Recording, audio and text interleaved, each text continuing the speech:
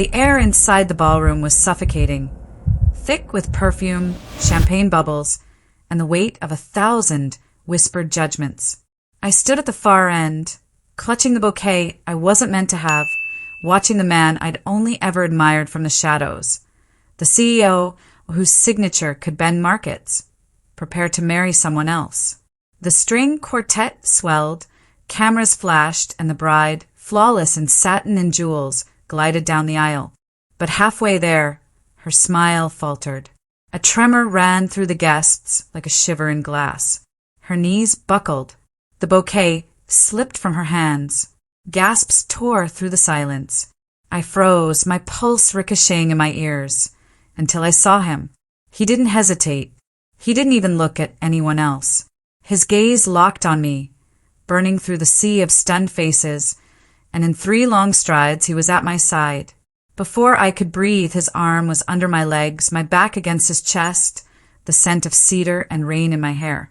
He carried me, past the fallen bouquet, past the stunned bridal party, down the aisle that wasn't mine and toward the altar. Murmurs erupted, confusion tangled with outrage, but I could hear nothing except the steady, commanding rhythm of his heartbeat against my ribs. My fingers curled around his lapel without thinking, and for a moment, I wasn't the invisible woman in the corner. I was the center of the storm, and the man everyone came to see had just rewritten the ending, right there in front of the world. Every step he took with me in his arms felt like an echo that would never fade. The crowd didn't know whether to applaud or gasp. Their confusion hung in the air like static. I could see the reporters at the back, cameras already snapping, pens scratching as if they were catching history mid-breath. My cheeks burned, not from shame, but from the awareness that every eye in the room was on us. Not on the collapsed bride, not on the gilded decorations, but on us. My heart pounded a question I couldn't ask. Why me? His grip was steady, unshaken, as though he had always known this moment would come. I caught a glimpse of the bride's family rising from their seats, their faces pale with outrage, but he didn't flinch. We reached the steps to the altar, and the minister, who moments earlier had been beaming for the perfect society wedding, now stood frozen, his voice lost somewhere between protocol and disbelief. He set me gently on my feet, but his hand stayed at the small of my back, grounding me in the chaos. The scent of roses from the aisle mingled with the sharp cologne that clung to his suit, a scent I would never forget. When he finally spoke, his voice was low, but it carried to the farthest corner. The woman I'm standing with is the one I trust with my life.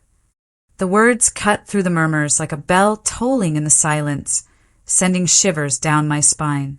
I didn't know whether to breathe, cry, or run, because in that instant the world as I knew it had just tilted on its axis.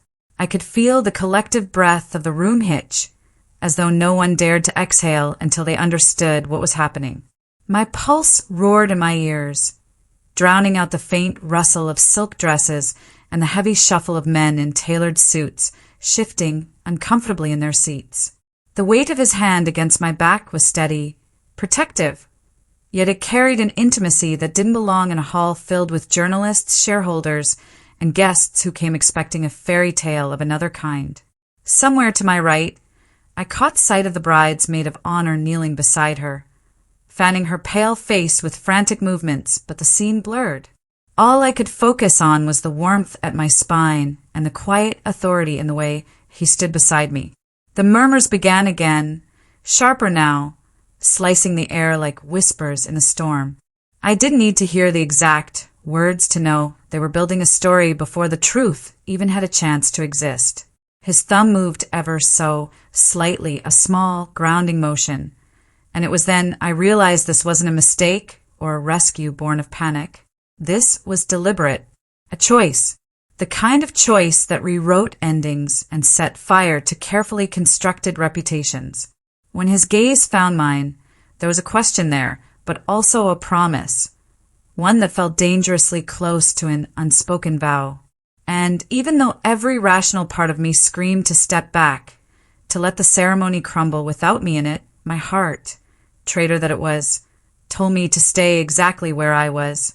The moment we reached the altar, the murmur in the hall deepened into something heavier, a mix of disbelief and anticipation, the kind that could crush or crown a man in his position. The officiant, visibly shaken, looked between us as if waiting for someone to explain this rewriting of the script. His hand didn't leave my back, anchoring me there, as if he'd already decided that no one, not even the board members glaring from the first row, would change his mind. The bride's absence hung in the air like a broken note in a perfect symphony, but his presence beside me filled the space with an undeniable authority. I could feel eyes crawling over me, dissecting my dress, my expression, my very existence at his side. My chest tightened, and for a second I thought about the headlines that would ripple out of this room by morning. CEO abandons bride mid-ceremony, except that wasn't what this was. Not exactly. His gaze slid to mine again, and I caught a flicker of something I couldn't name. Not pity, not obligation, but something warmer, riskier. "Stay," he whispered, low enough that only I could hear. That single word lodged in my ribs like a secret, and I knew stepping away wasn't just about saving myself from scandal. It was about refusing a door he was opening just for me. My pulse pounded, and I could feel the heat of the lights overhead, the tension of 100 cameras waiting to capture my next move. A sharp cough from somewhere in the front row broke the suspended silence, but he didn't flinch. Instead, his hand found mine, deliberate, steady, and the room felt smaller, as if the two of us were standing inside a sphere no one else could penetrate. I caught sight of the bride's maid of honor rushing toward the side aisle, her expression torn between concern and confusion, and wondered if she'd be the one to pull me away. Yet no one moved closer. They were all waiting for him.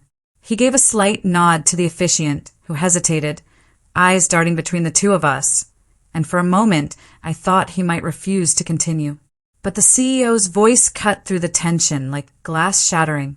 "We proceed," he said, low but final. The weight of that statement rippled through the crowd, not a plea, but a command. A part of me wanted to recoil from the spotlight, to retreat into the safety of invisibility, but the warmth in his grip made that impossible. This wasn't a man covering for scandal. This was someone making a choice and letting the world watch. The pulse in my ears drowned out the low hum of whispers, and I realized the cameras weren't the only things recording. Every guest here would carry this image away, twisting it, retelling it, keeping it alive. My heart raced, not just from the scene unfolding, but from the gnawing, unshakable question forming in my mind. Why me? Why now? His eyes never wavered, as if willing me to stay put, even if the ground beneath us wasn't what either of us had planned to stand on today. The air between us felt almost dangerous, as though every breath risked tipping the room into chaos. I could sense the collective shift, relatives leaning in, journalists at the back raising their cameras a fraction higher, guests clutching their programs like lifelines. This wasn't supposed to be my place, yet here I was, standing where vows were meant to be exchanged, my pulse sinking with the heavy drum of the music that had faded but not died. His grip eased slightly, but it wasn't release, it was reassurance. And in that subtle gesture, I understood. He wasn't improvising, he was protecting something or someone. My name hadn't been spoken yet, but the weight of it hovered in the air, ready to fall into the open like an unwelcome truth. I caught a glimpse of the bride's family on the far side of the aisle, their expressions a mixture of alarm and outrage, as if they already saw the scandal headlines forming. Yet no one dared step forward. The CEO's presence, his sheer command, held the moment hostage. I didn't know if my legs could move even if I wanted them to. Every muscle was locked between the instinct to flee and the pull of whatever this was becoming. I could feel my throat tightening, not with fear, but with a question I didn't yet know how to voice. Around us, the air had shifted from ceremony to something else entirely, something fragile, volatile, impossible to predict. And as his eyes locked on mine, it became clear this was no accident. The first murmur came from the far left row, a ripple of confusion breaking through the frozen silence. Cameras clicked hesitantly, their operators unsure whether to document this or wait for the real moment to resume. But the real moment was already happening, right here, with his arms steady around my waist and his gaze unflinching. I could feel the tremor in my own hands, hidden beneath the folds of my dress, the weight of 100 stares pressing down like a physical force. His best man stepped forward, looking between us with a silent question, but the CEO's slight shake of the head dismissed him instantly. My eyes flicked toward the bride's side, a scene of controlled chaos. Her maid of honor whispered frantically into someone's ear. Her father's jaw was locked tight, a muscle ticking at his temple. Every second that passed was another step away from the script, another step into something none of US could take back. My mind scrambled for a reason, for any plausible explanation, but all I could feel was the way he was holding me as though I belonged there. My breath hitched when I realized the officiant hadn't moved either, his book still open, his lips pressed into a thin line as if waiting for instructions that wouldn't come. Then, in the smallest of movements, the CEO's thumb brushed against my side, a signal, a grounding touch. And for the first time, I wondered if this wasn't an interruption at all, but a choice. A deliberate public choice. And I wasn't sure if my heart could survive what might come next. His voice cut through the tension, low but carrying, as though he wanted every single person in that hall to hear him. "She's staying right here," he said, the words deliberate, unshaken. My pulse roared in my ears. For a second, I forgot to breathe. I glanced toward the aisle, half expecting security or someone from the bride's family to intervene. But no one moved. His hand, warm and steady, anchored me in place while his eyes held mine, not in a plea, not in confusion, but in something dangerously close to certainty. He turned to the officiant, his jaw set. "Continue." That single word sent a visible ripple through the crowd. The bride's mother gasped loudly. A reporter's camera shutter went off in rapid fire. Somewhere in the back, someone whispered my name like it was the answer to a question they never thought they'd ask. I wanted to speak, to stop this before it became irreversible, but his grip tightened just enough to silence me. He leaned closer, his breath brushing my ear. "You've been part of my story longer than anyone in this room. They deserve to know it." My stomach twisted. I thought about every boardroom meeting, every late-night phone call, every quiet coffee before sunrise that no one else had seen. And now, here we were, standing where she should have been, rewriting the ending in front of the entire city. My chest felt heavy with the weight of it, but in his expression there was no hesitation, only the resolve of a man who had already decided. The murmur of the crowd swelled, a living, breathing thing pressing in from every side. He stepped forward, still holding my hand, his gaze sweeping across the stunned faces before us. "She was there when I had nothing," he began, voice steady, unhurried, every syllable weighted with purpose. "When I couldn't afford an office, she gave me her kitchen table. When I had no clients, she made the first call on my behalf. And when I was ready to give up, she stayed up all night, drafting the plan that saved this company." His words hung in the air like a challenge, daring anyone to question them. My throat tightened. These were truths we had kept between us for years, not because they were shameful, but because they were ours. Now, under the blinding lights and the watchful eyes of hundreds, they were no longer secret. Cameras clicked. Someone gasped audibly. The bride's father shifted uncomfortably, his expression hardening. But the CEO didn't flinch. "You see a stranger standing here," he said, his voice dropping lower but sharper. "But I see the person who built the foundation I'm standing on today." A collective stillness settled over the room, the kind that comes when no one knows what will happen next. My heart pounded, torn between the urge to run and the pull of his unwavering presence beside me. And then, just as the officiant hesitated, waiting for clarity, he turned to me, not to ask, but to affirm, "If I'm walking forward, you're walking with me." The silence that followed was deafening. The officiant's lips parted as if to protest, but before a word could form, the CEO tightened his hold on my hand and stepped directly into the aisle. The air in the room shifted, that subtle yet unmistakable tension when an unspoken rule is about to be broken. Guests turned in their seats. Some stood to see better, phones discreetly angled to record. The bride's family whispered furiously among themselves, their voices sharp in contrast to the heavy silence that hung over the rest. My steps felt both weightless and impossibly heavy as we moved forward, his pace measured, unwavering. Each stride brought us closer to the altar, but also further from the world we had both known up until that moment. My thoughts tangled. This wasn't my place, this wasn't my moment, yet his grip told me otherwise. I caught sight of the bride, pale and trembling, being helped to a chair on the side.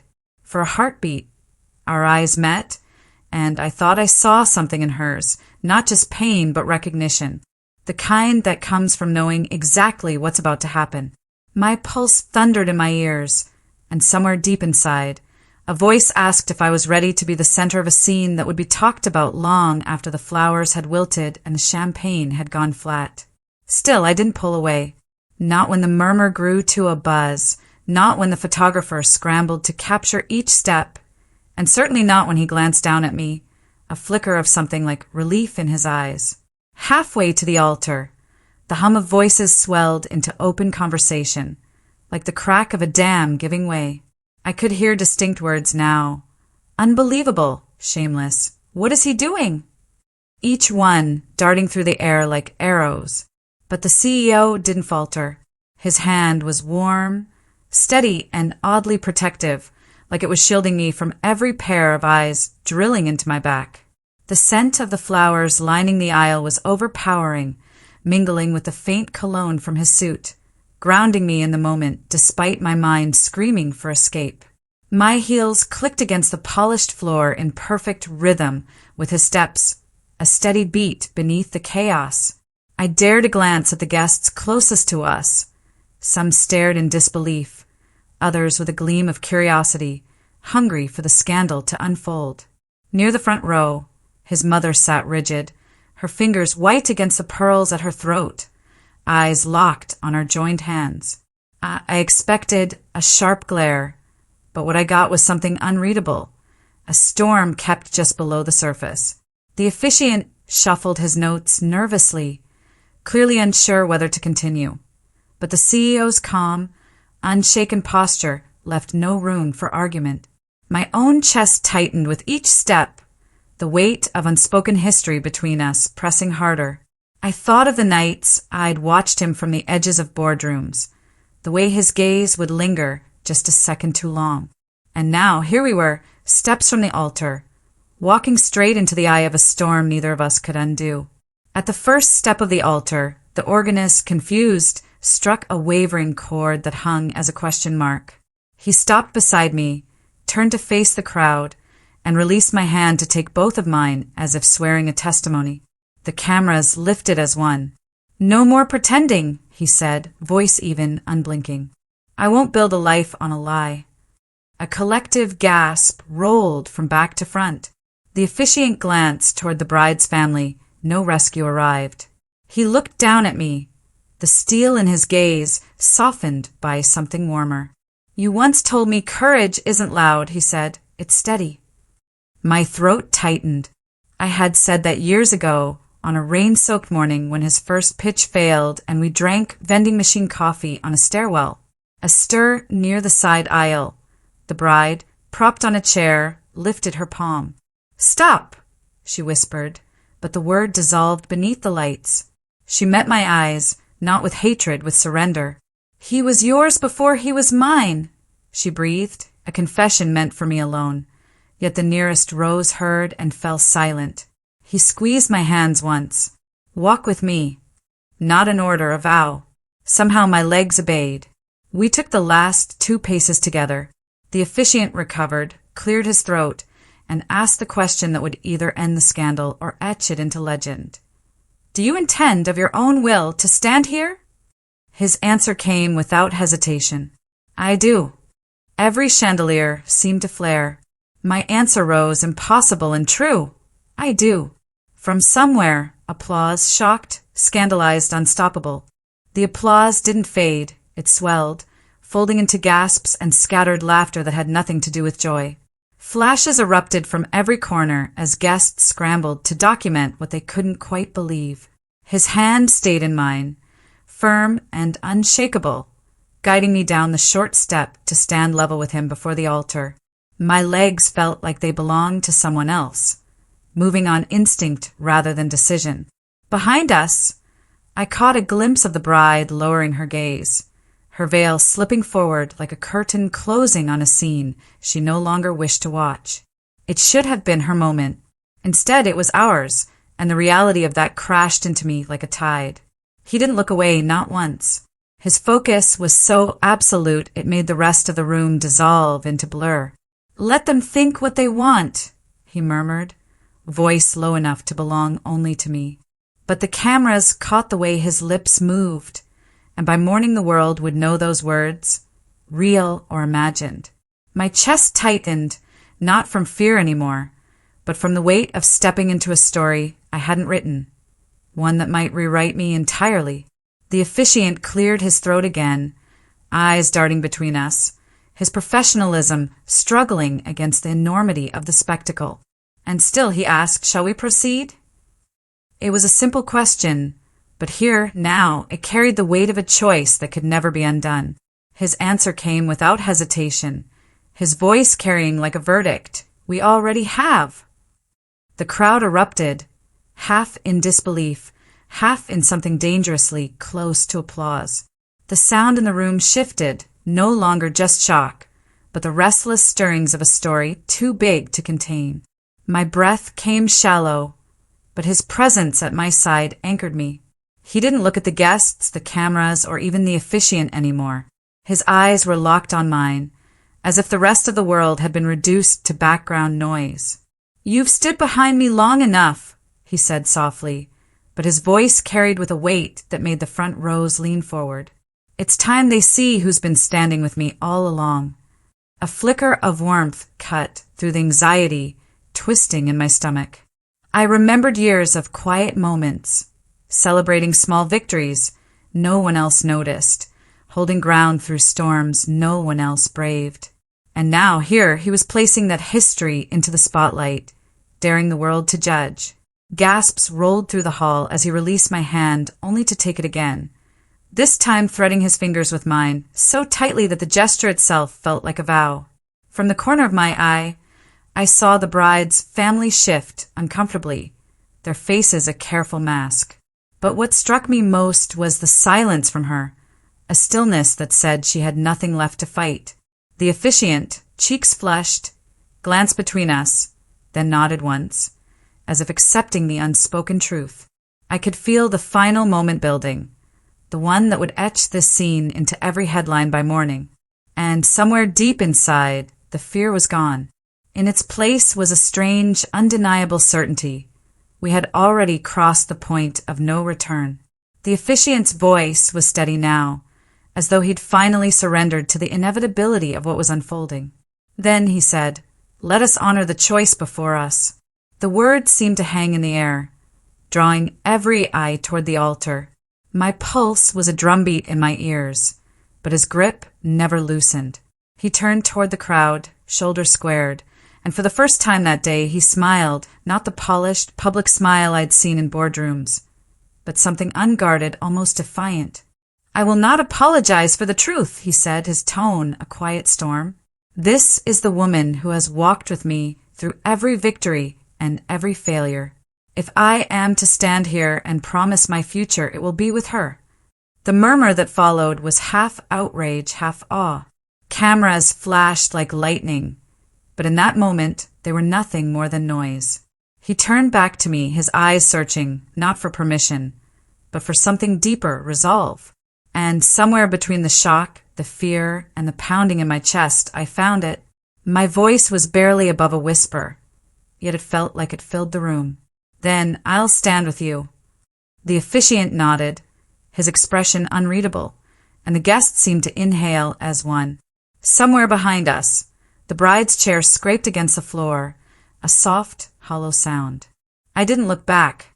My world had narrowed to the man in front of me and the vows about to be spoken. Whatever came after, scandal, headlines, whispered rumors would come. But right here, under the weight of 1,000 eyes, I knew one thing for certain. We had just chosen each other, and nothing could undo it.